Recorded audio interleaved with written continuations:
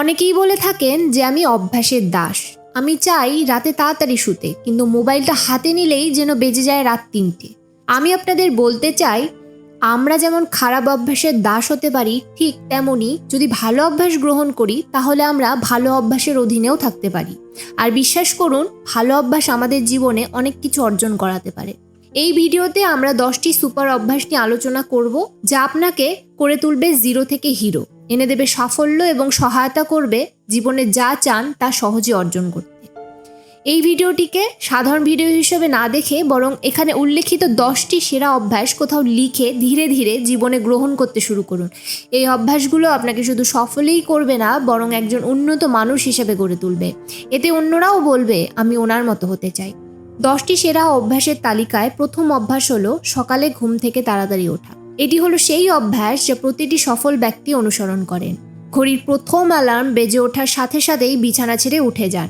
যদি আপনি নিয়মিত এই কাজটি করতে পারেন, তাহলে বিশ্বাস করুন দিনের মধ্যে এমন কোনো চ্যালেঞ্জ থাকবে না যেটাতে আপনি অসফল হবেন। সকালে তাড়াতাড়ি ওঠা এটি প্রমাণ করে যে আপনার ইচ্ছা শক্তি কতটা, আপনার জীবনের সময়কে কতটা নিয়ন্ত্রণ করা জরুরি। তাড়াতাড়ি ওঠা মানে অতিরিক্ত সময়, অতিরিক্ত শক্তি, অতিরিক্ত প্রচেষ্টা, যা আপনাকে জীবনের সবসময় কিছু অতিরিক্তই এনে দেবে। আমাদের ভিডিওগুলি আপনাদের ভালো লাগলে চ্যানেলটি সাবস্ক্রাইব করে আমাদের সাপোর্ট করবেন। দ্বিতীয় অভ্যাস হলো সর্বদা আপনার লক্ষ্য অর্জনের জন্য কিছু নতুন শেখা। এটি একটি অত্যন্ত শক্তিশালী অভ্যাস যা প্রতিটি মহান ব্যক্তি অনুসরণ করেন, যারা তাদের ক্ষেত্রে সেরা। হোক সে ক্রিকেটার সচিন টেন্ডুলকার বা অভিনেতা, সব সফল মানুষ সর্বদা শিখতে থাকেন। জীবনে যত কিছু শিখবেন তা কখনো না কখনো কাজে আসবে। আগে জানুন আপনার স্বপ্ন কি, আপনি কি চান, এবং সেই স্বপ্ন পূরণের জন্য সব ধরনের এক্সপেরিমেন্ট করুন। যেমন ধরুন খবরের কাগজ পড়া, এতে আপনার ভোকাবুলারি স্ট্রং হবে এবং কমিউনিকেশন স্কিল বাড়বে, যা আপনার পার্সোনাল এবং প্রফেশনাল লাইফে খুবই কার্যকর হবে। হয়তো আপনি এমন কিছু শিখবেন যা আপনাকে এতটা উপযুক্ত করবে যা আপনি কখনো ভাবেননি। তৃতীয় অভ্যাস হলো কম বলুন এবং বেশি শুনুন। ঈশ্বর মানুষকে দুটি কান দিয়েছেন এবং একটি মুখ, যাতে আমরা বেশি শুনতে পারি এবং কম বলতে পারি। যারা কম বলে বেশি শোনে, তারা সর্বদা কিছু না কিছু নতুন শিখতে পারে। কম বলা মানে শক্তির কম অপচয়। যখন মানুষ কম কথা বলে, তার চিন্তার ক্ষমতা বৃদ্ধি পায়। কম কথা বলার অর্থ হলো নিজের সাথে বেশি যুক্ত থাকা।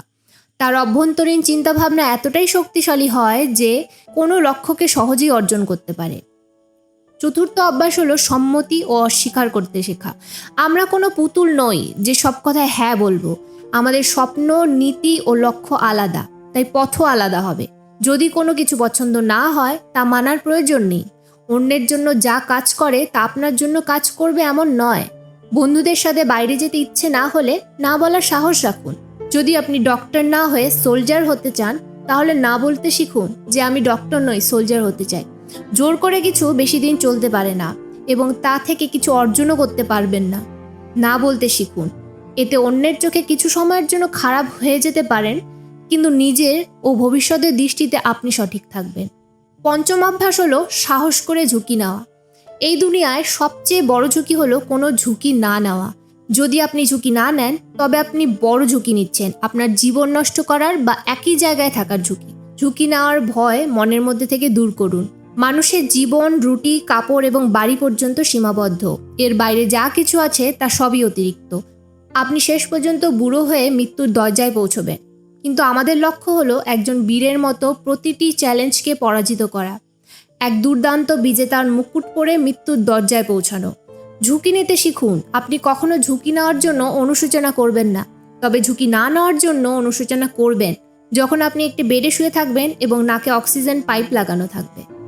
ষষ্ঠ অভ্যাস হলো সময়কে গুরুত্ব দেওয়া। সময় আমাদের জীবনের সবচেয়ে মূল্যবান সম্পদ। প্রতিটি মুহূর্ত অমূল্য এবং একবার চলে গেলে তা আর ফিরে আসে না। অযথা সময় নষ্ট করা মানে নিজের জীবনের সুযোগগুলিও হারানো।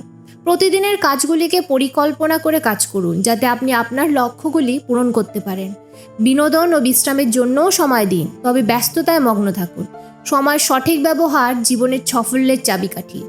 তাই সময়ের মর্ম বুঝুন এবং প্রতিটি মুহূর্তকে কাজে লাগান। সপ্তম অভ্যাস হলো অর্থ উপার্জন করুন। সঞ্চয় করুন এবং বিনিয়োগ করুন। অর্থ উপার্জন আমাদের দৈনন্দিন চাহিদা পূরণ করতে সাহায্য করে, যেমন খাদ্য, বস্ত্র, বাসস্থান ও শিক্ষা। সঞ্চয়ের মাধ্যমে আমরা ভবিষ্যতের অনিশ্চয়তা মোকাবেলা করতে পারি এবং জরুরি অবস্থায় আর্থিক নিরাপত্তা পাই। বিনিয়োগ অর্থের মূল্য বৃদ্ধি করে এবং দীর্ঘমেয়াদের সম্পদ তৈরি করতে সাহায্য করে। এই তিনটি দিক আর্থিক স্থিতিশীলতা ও সমৃদ্ধি নিশ্চিত করে, যা জীবনের মান উন্নত করতে জরুরি। অষ্টম অভ্যাস হলো নেতিবাচক মানুষের থেকে দূরে থাকা এবং ইতিবাচক মানুষের সাথে সময় কাটানো। ইতিবাচক মানুষেরা আপনাকে উৎসাহ ও সমর্থন দেন, যা আপনার আত্মবিশ্বাস বাড়াতে এবং লক্ষ্যে পৌঁছতে সহায়ক। নেতিবাচক মানুষেরা আপনাকে দমিয়ে রাখতে পারে এবং নেতিবাচক প্রভাব ফেলতে পারে, তাই ইতিবাচক মানুষের সঙ্গ আপনার মানসিক ও শারীরিক সুস্থতার জন্য আবশ্যক। নবম অভ্যাস হলো মনের শান্তির জন্য ধ্যান বা মেডিটেশন করুন। মেডিটেশন মনের শান্তি এবং কোলাহল দূর করার জন্য একটি ভালো উপায়। প্রতিদিন কিছু সময় মেডিটেশন করুন। দশম অভ্যাস হলো শারীরিক সুস্থতার জন্য ব্যায়াম করুন। শরীর সুস্থ না থাকলে কোনো কাজেই মন বসবে না। শরীর সুস্থ রাখার জন্য প্রতিদিন নিয়মিত ব্যায়াম করুন। আশা করি এই অভ্যাসগুলো আমাদের জীবনের প্রয়োজনীয় পরিবর্তন এনে দেবে। ভিডিওটি ভালো লাগলে লাইক শেয়ার অবশ্যই করবেন আর আপনার মতামত অবশ্যই জানাবেন। আপনাদের পরিচিতদের সাথে ভিডিওটি অবশ্যই শেয়ার করবেন। ধন্যবাদ।